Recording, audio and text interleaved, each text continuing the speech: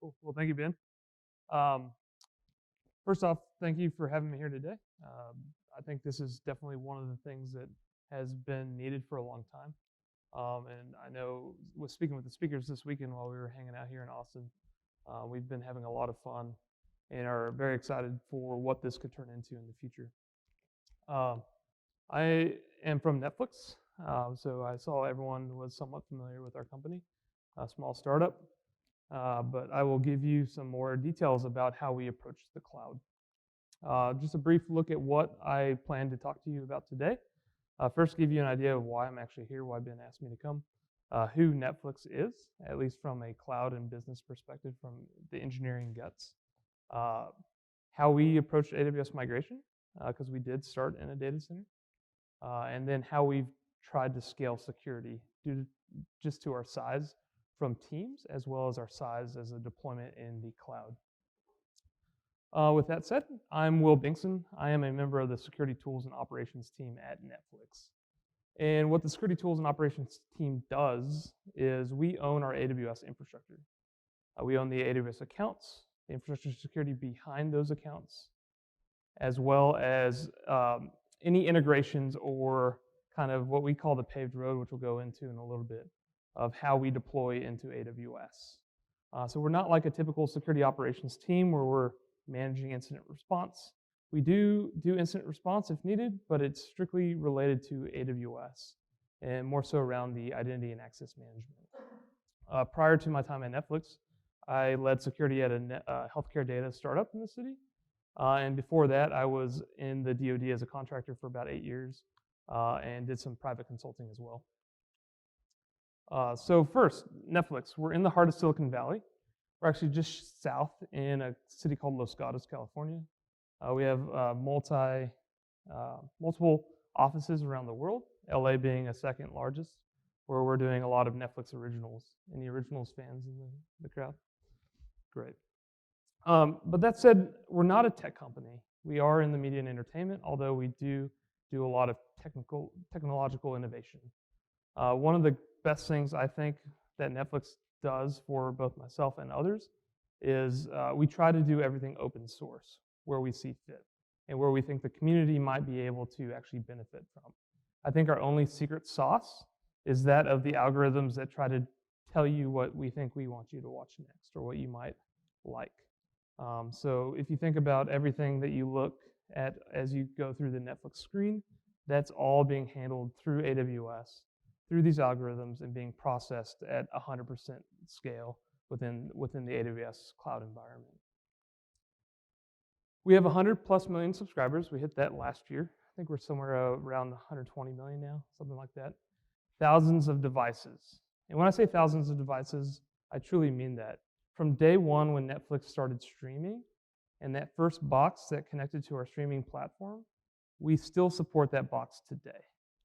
So if you think about the challenges supporting boxes for the last 10 years and what kind of firmware challenges we've had, having to keep old ciphers available, SSL3, TLS1, it becomes a pretty challenging in the cloud, especially as Amazon tries to beef up what their minimum set of security is to make sure that everyone else's deployments are secure.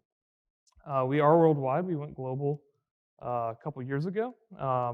And due to that, we run 3 global regions. I think Ben hit it on the head about having a disaster recovery. Having a multi-region deployment is one way of doing that. And we could talk about how Amazon actually approaches their services in the island model where every region is basically their own account. If you consider a disaster recovery and how that actually could help you, that might be a good solution for y'all. We do have a global CDN. This is something that we developed in-house. It's what makes it that streams start so fast when you want to watch something and what allows us to hopefully have the best quality stream provided to you as a customer. This is something that we decided to go away from the popular CDNs like Akamai or the others to run something ourselves, to be able to give you the best service, play with bit streams, and be able to have the most control that we'd like. At peak every day, we're about 1/3 of the US bandwidth. So if you consider trying to secure that bandwidth, for that network traffic, secure the infrastructure behind that. Pretty challenging, especially once you understand the size of our teams. 100+ million hours of TV a month. And then, of course, we love our Netflix originals and continually to try to develop those for y'all. What really makes Netflix cool to me, though, is the culture. And I think if you ask Ben off on the side, the culture is what really makes Netflix unique and what has driven our approaches to cloud as well as engineering. The biggest piece of our culture is freedom and responsibility. Now, what I mean by that is you have the freedom and responsibility to do whatever you want. When you join Netflix as a senior engineer, you're not really given a task. You're given a problem, and it's up to you to figure out how to solve that problem, or which problem of problems is the right one to solve. We rely on context, not control. So as a security person, and you come to me with a problem, I will give you a bunch of context around why certain decisions might be bad or might be good, and then it's up to you to go off and make that decision yourself. So as a security engineer at Netflix, I'm not going to tell you yes or no. I'm going to give you the context and our recommendation, and then it's up for you to listen to that.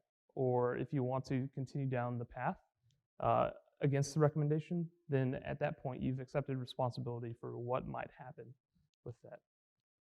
Due to the way that we work and the small teams that we have, we are loosely coupled in that we all work independently, but we're highly aligned through the context.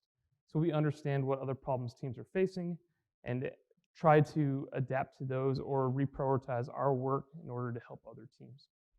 A lot of more information about our culture and how we approach things available online if you would like some more information about that.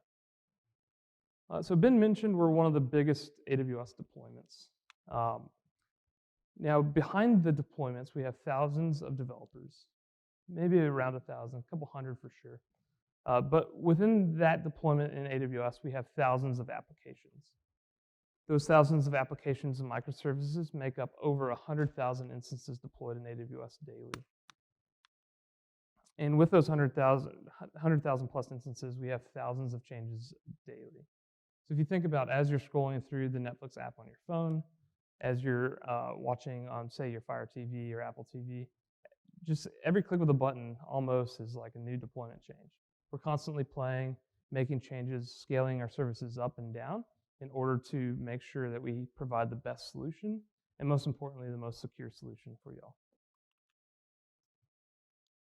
I mentioned briefly that we did do a migration to the cloud, and we've actually done several migrations, and this is something that I want to stress to everyone.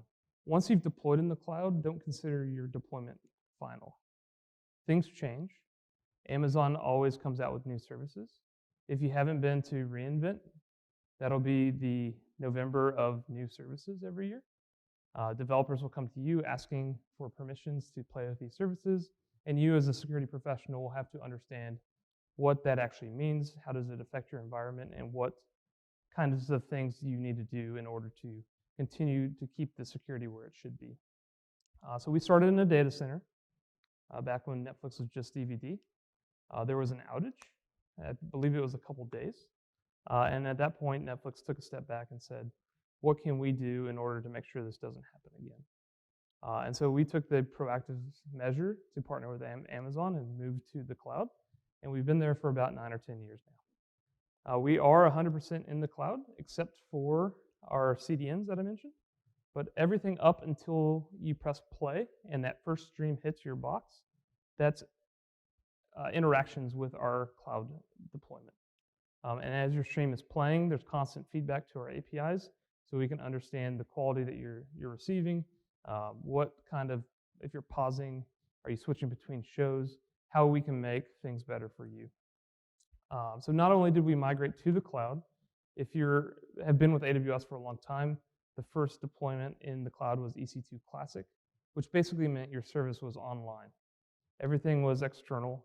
Everything had a public IP, and you would talk to one box over the internet. When Amazon came out with VPC, Netflix made the conscious decision to migrate to the VPC. And right now we're doing another, what I would like to call a migration, in that we are strategically thinking about the number of accounts that we have, how we segment what services run where, and continually to migrate services from one monolithic account to many kind of micro accounts, mainly from a blast radius reduction. Been talked about code spaces and what could happen in an account compromise. One thing that we're trying to solve is if an account were to be compromised, minimal impact to the actual service, and we could come up and recover pretty quick. So I mentioned we have thousands of applications, many thousands of deployments a day, but our engineering teams are quite small. A good example is the team that I'm on is 5 engineers right now. I think 6, we have 1 out on paternity leave. We have 180 Amazon accounts, one of the largest Amazon deployments, and a team of 6 is responsible for the infrastructure security. Now we have many other teams that help out with application security, corporate security, platform security, and other things like that. But from an infrastructure perspective, it's a very small team. So we like to consider ourselves security the enabler and not a gatekeeper. We have this concept of guardrails at Netflix, which are kind of, I like to say, the bumpers when you go bowling. Does anyone still use bumpers? It's the only way you're going to score over 100. The bumpers and our guardrails at Netflix are the way that we try to keep people on what we call the paved road, which I'll talk about here shortly. Through our guardrails and ways of life at Netflix, we partner with developers to have them understand where we're coming from, provide that context, and most importantly, allow us to understand what challenges they're facing or what's the next deployment for them. We try to abstract the difficulties, and I'll talk here about being like security through enablement is one of my favorite phrases to use these days, and that security should really be the team that enables the developers to do their job more securely, easily. If I'm telling you that you need to provide mutual TLS, it shouldn't be really difficult for you to do so. And that's the approach that we take. We try to find the faults before they're deployed, but as I mentioned, we have thousands of deploys a day, so that's not always possible. So if we can't find it before it's deployed, we find it as soon as possible as we can. And then most importantly, as been mentioned, we try to avoid manual configuration and automate everything. Not only for repeatability and reliability, but at our scale and the number of engineers we have versus number of servers, that's really the only way that we can survive. If you think about the hundred thousands of instances that we have, and as we scale up and down to meet demand, there's a security benefit for that as well. And one of the things that we've been able to get as a kind of for free or a bonus, kind of like the metadata service, the 10+1, is as we scale up and scale down, the number of servers that we have consistently grows and shrinks. And so what that means is the lifetime of our servers continues to stay small. So if you look at like the average lifetime of an instance in the Netflix fleet online, it's around 1 to 2 days. So if you think about every instance that we have online is only up for 1 to 2 days. That's kind of security in itself.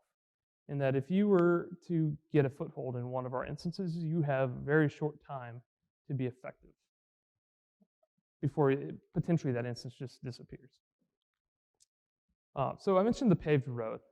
And so if you can imagine driving on this road, this is not a California road. This is most likely a Texas road in that it is very smooth, not a lot of potholes. If you've ever been to California, more specifically like the Presidio Heights area of San Francisco, very, very bumpy.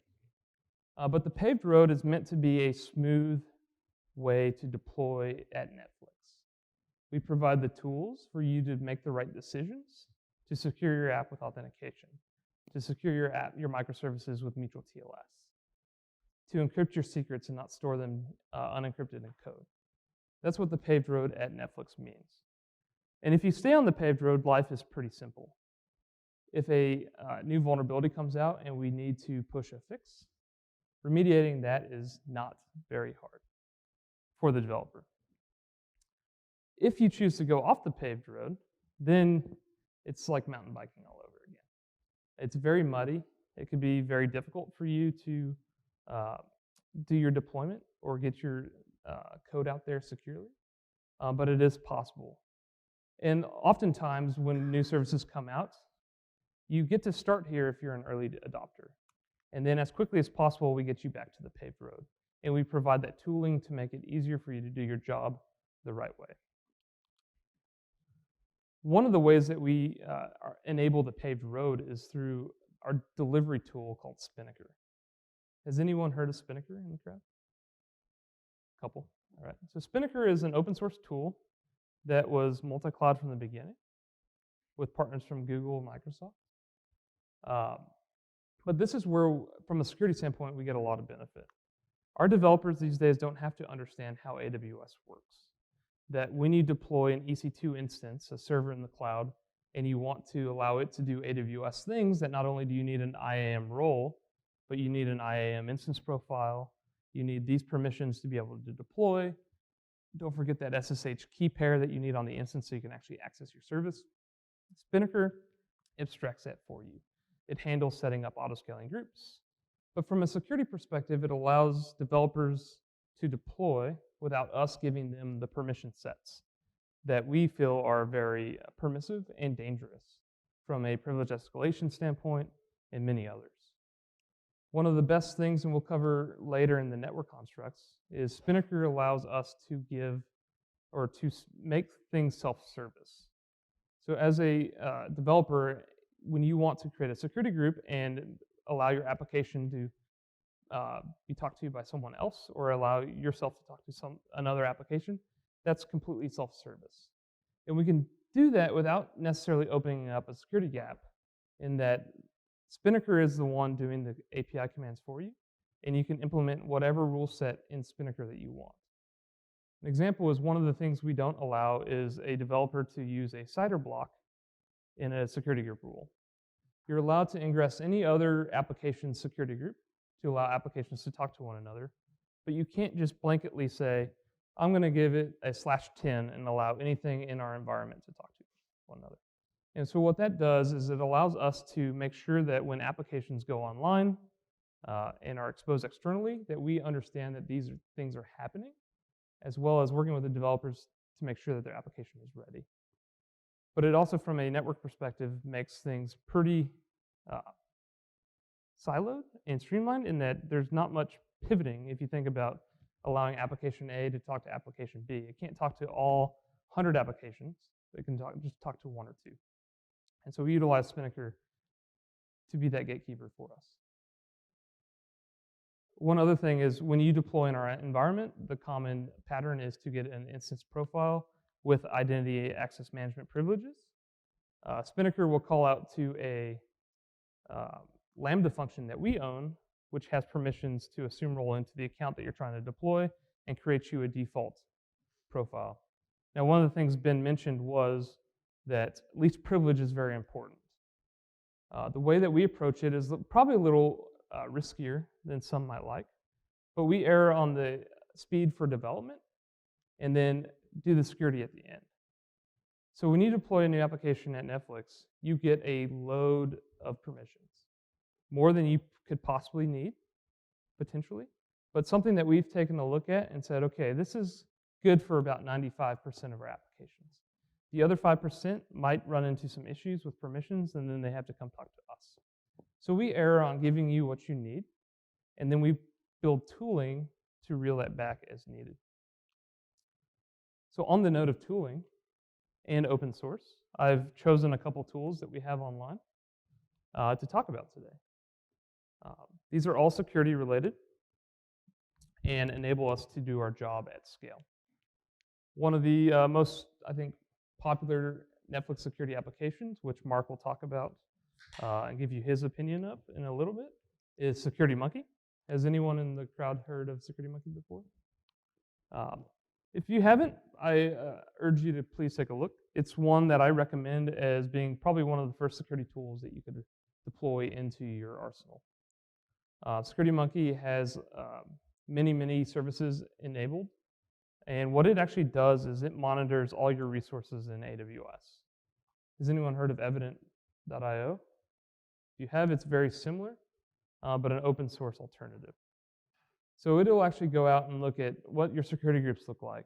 What do your identity and access management roles look like?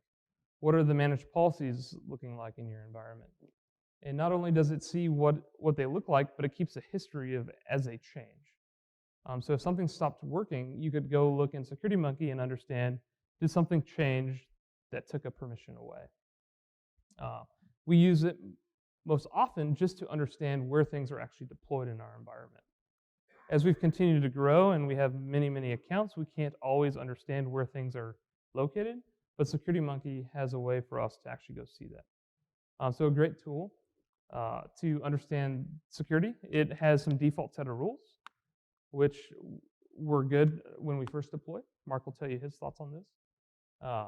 But it'll actually judge your security groups, file issues for you. If a good example is if you have a security group that's open to the world with a 0.0.0.0/0 CIDR block, SecurityMonkey will actually flag that for you. And so if this could be a way for you to understand that a service was exposed online without you giving it access. The second one is a soon-to-be open source tool called Honeybee. And this is a config as code distributed Lambda deployment system. One of the things that we like, and I think Ben started at Netflix, was doing config as code deployments.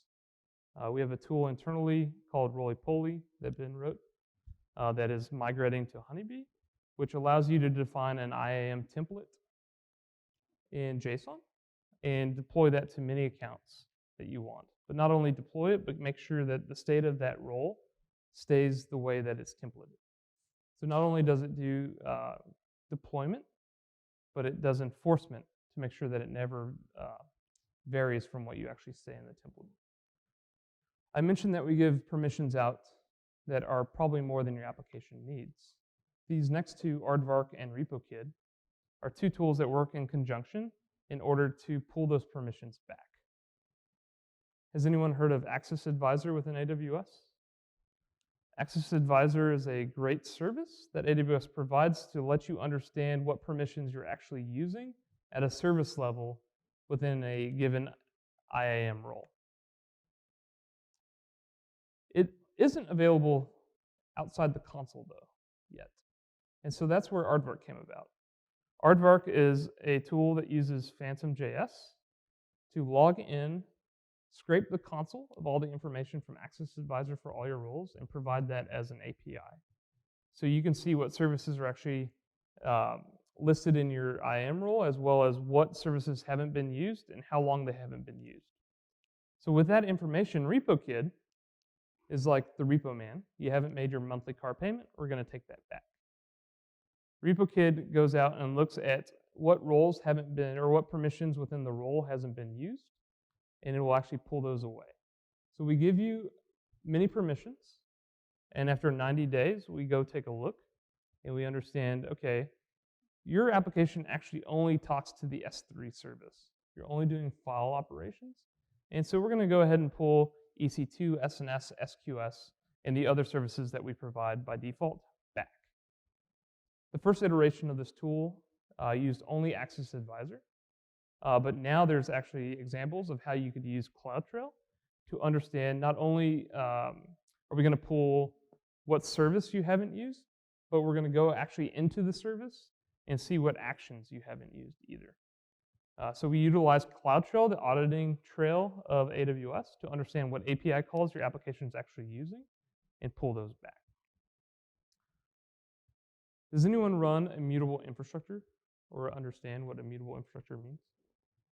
So Netflix subscribes to immutable infrastructure, which means that every time we do a deployment, we bake a new Amazon machine image, or an AMI, and deploy that. If we need to make a slight configuration change, we rebake a new AMI and deploy that again. We try to limit as much as possible manual changes on instance, so that when Amazon decides to scale our services up or down, something that we made manually doesn't affect the rest of our system. So Skunky is a tool that we built which will actually mark things dirty if you've SSH'd into them. So in an immutable world, you want to understand where things might have changed. And so every time you SSH into a server at Netflix, it gets marked with a tag and an entry written to a database so we can understand this might potentially be an area that we need to clean up. Bucket Snake was a tool that we wrote to handle multi-count S3 problems, where, as we will cover later, bucket owner and object owner are two different things in the S3 world. Scumbler is a tool that our AppSec team developed, which allows us to understand the state of code in our applications and what vulnerabilities exist. So as some of our scanners find vulnerabilities, or as we find secrets in code, issues are filed to Scumbler, which are then attributed to the teams. And that's how they understand what they need to go correct and clean up. And lastly, certificate management in the cloud is very difficult, not only in the cloud, but just anywhere. So back when Heartbleed came about, Netflix went off and wrote a tool called Lemur to help manage certificates at Netflix. And it's been a very popular tool. Not only is Netflix using it, but Cloudflare has started using it to issue certificates in their fleet. So highly scalable, highly reliable. If you're looking at TLS in your environment, I highly suggest that you take a look at Lemur. It not only has support for multiple CAs, you can write a plugin for any internal CA you might have. Lemur will do things like auto rotation of your certificates for you. And if you're using the full suite of Amazon services, such as the Elastic Load Balancer or the Application Load Balancer, and deploy your certificates there, Lemur is actually going to go rotate it on your load balancer for you. So as your certificate's about to expire, Lemur will issue a new one and go replace it for you. So it's one less thing you might have to worry about when trying to do security in the cloud. Ben mentioned resiliency. And one of the most popular engineering principles outside of Netflix, I think, is chaos engineering. Has anyone heard of Chaos Monkey or chaos engineering? So if you haven't, chaos engineering is the idea that you could provide chaos in your environment and observe the reactions. And as you do that, you can understand where your services potentially don't or are not resilient to failure. And so in our environment, when you deploy an application, it's suggested that you deploy at least in an auto-scaling group of 2 servers. And that's because once a day, Chaos Monkey is going to come through the environment and just terminate your server for you. So once a day, your application goes away, and you have to survive those types of failures. And those come about as the longer you run on AWS, you'll find that hardware fails, volumes fail. So we take those ideas and those principles in our design. We try to build things as stateless as possible and for failure. So not only will things go away in our environment in a availability zone, but potentially a region. And through Chaos Monkey and other things like that, we are able to do things like region shift. If we're seeing problems in Amazon in, say, US West 2 out of Oregon, we might just shift all network traffic to US East 1 North Virginia and handle the increased load there. So it's principles and tests like this that allows us to build our services to be resilient. And not only do our engineering and normal API applications have to be that way, but our security applications have to support things like this as well. So as a security team, we are deploying our tooling multi-region as much as possible. So I mentioned we start with a generic template and we take things back that aren't being used. We want to be able to give you the ability to do what you need. I mentioned we try to keep things stateless, but in the case that you need state on your application and need an elastic back storage volume, we're going to go ahead and give you some code that does it for you. So we'll give you code that you install on your server.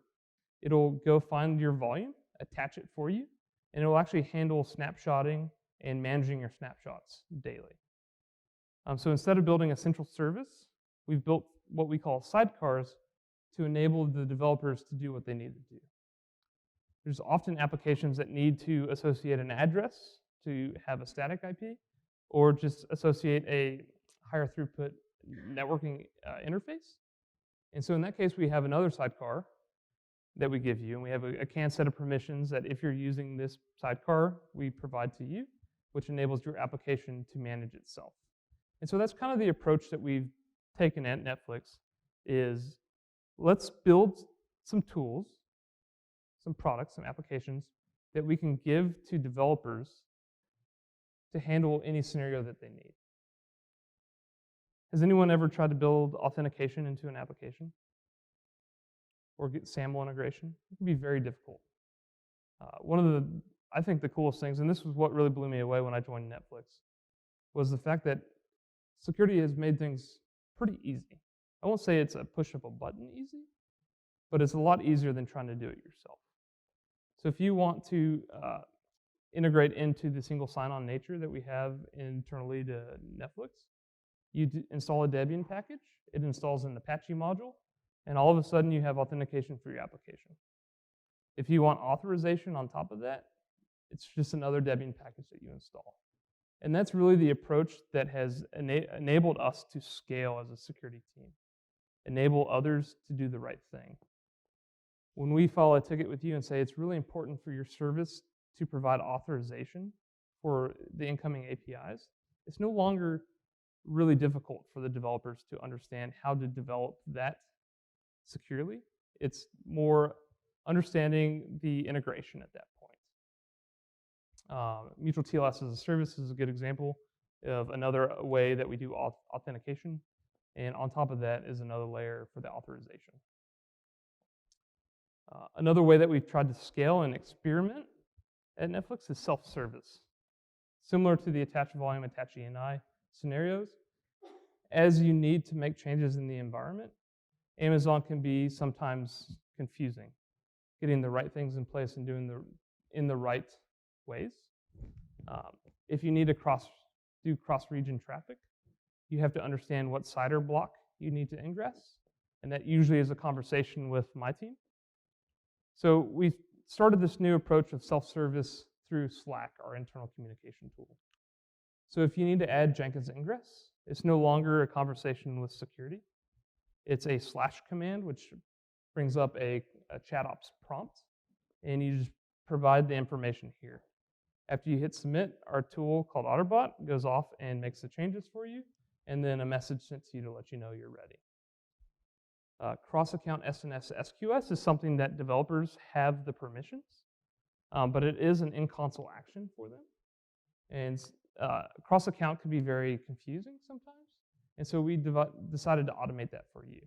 So here you provide 2 Amazon resource numbers, one for your SNS topic, one for your queue, and hit submit, and all the magic's done for you. And lastly, if you need help from our team, and we're not available during business hours, or it's something that's not high priority, it's very easy without leaving the tools that you're used to file JIRAs with us. And so this is the approach that we started taking to try to scale ourselves and not have us be involved in every conversation with teams that need help with permissions. Partnerships are very important. We're a very small security team.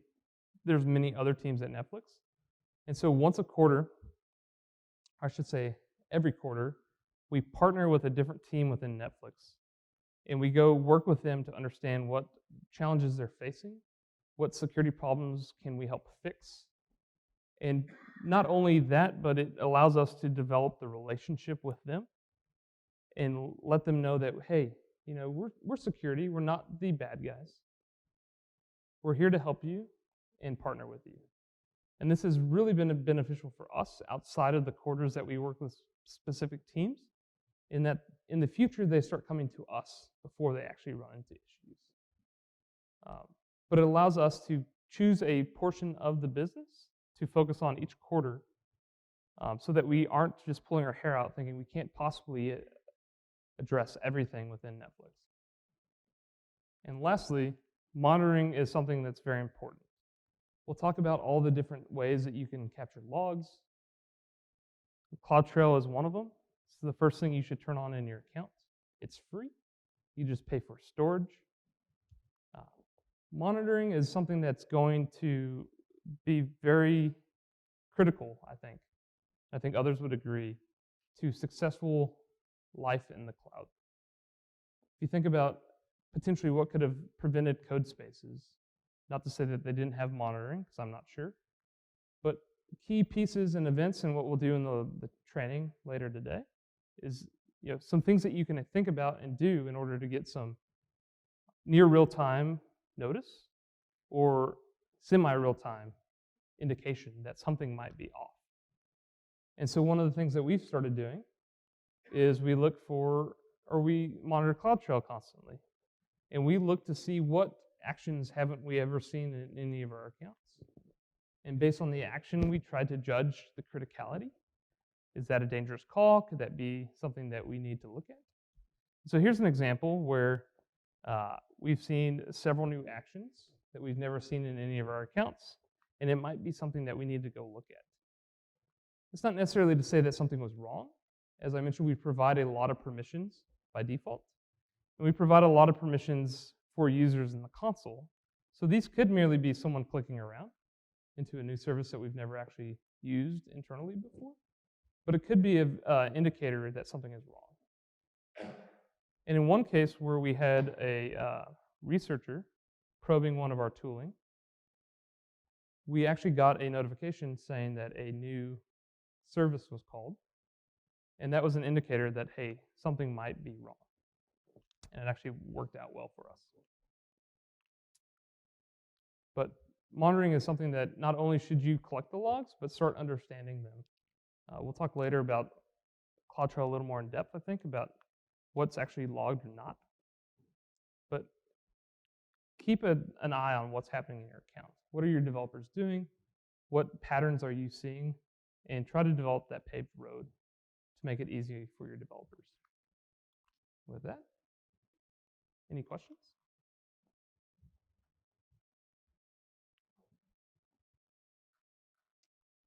No?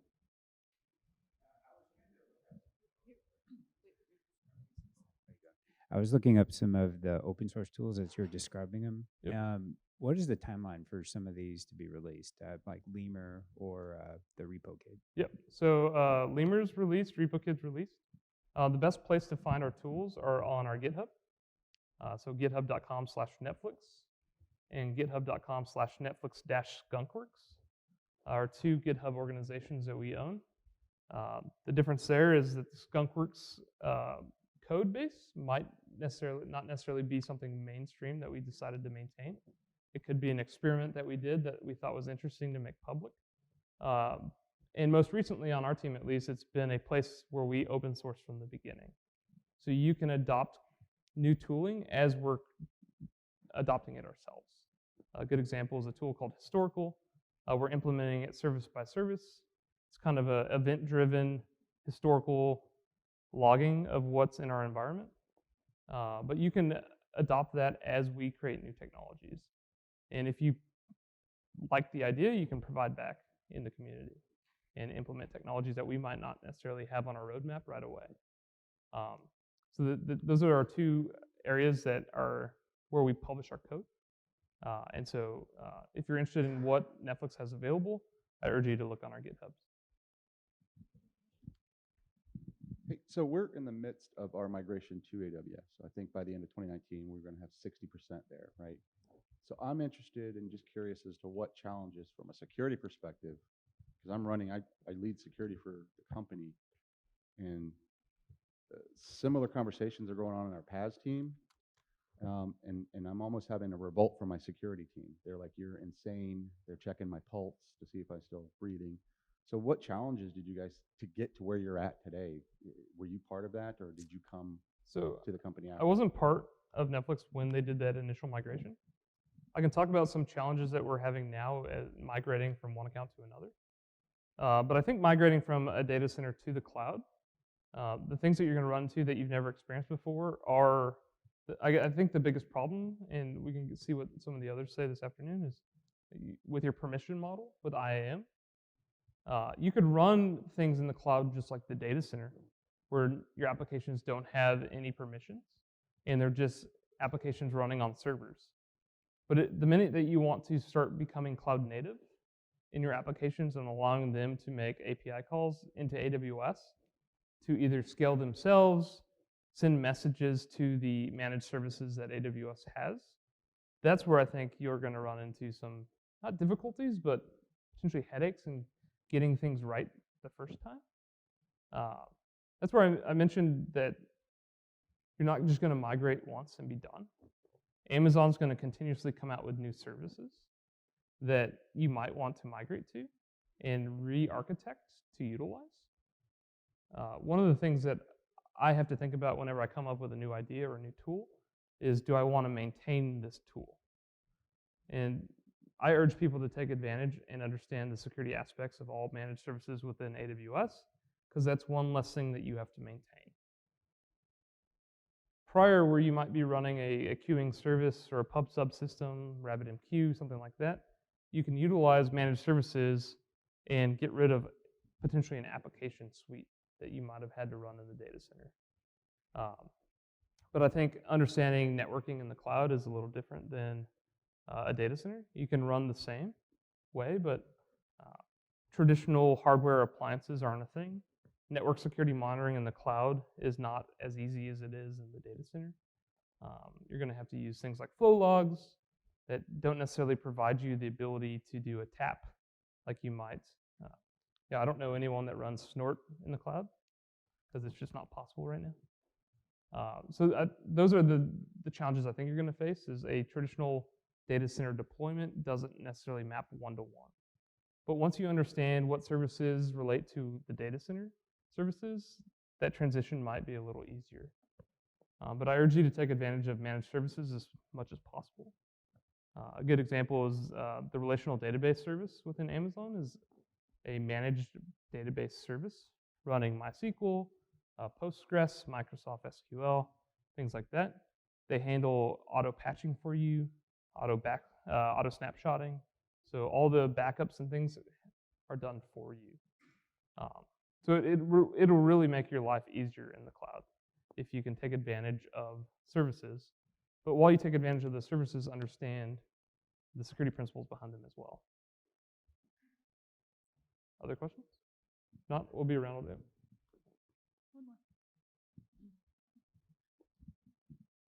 Hi, I was wondering if you ever looked at any of more of the paid type services for like configuration review, like Dome 9 or Redlock or something. I honestly hadn't thought about any of these open sources until today when you mentioned that. Mhm. And I've been recently tasked with trying to find a solution to help us get a better grasp of our AWS environment. And I've only been looking at these paid ones. And I wasn't sure if you had a chance at some point to compare how they. I don't think we've done direct comparison. I know that when we're looking at solving a problem, we oftentimes now look to see what's available out there. And we do a kind of a buy, contribute, build trade study, mainly because it's one less thing we'd have to maintain if we don't have to run it ourselves. But oftentimes our scale and the number of accounts either affects pricing models or how fast things come up, or we might not be comfortable giving those services permissions in our environment that they want. So I think all those can contribute to potentially why we haven't done or used services like that in the past. But oftentimes we're on the edge of a lot of things. And so the problems we're solving haven't been solved by someone else yet. And so like a good example is when we wrote SecurityMonkey, Evident.io wasn't a thing. So we use SecurityMonkey still to this day instead of paying someone to monitor our cloud for us. Yep. If there's no other questions, I'll be around all day and we'll have lots of fun in the cloud. Thank you, Will.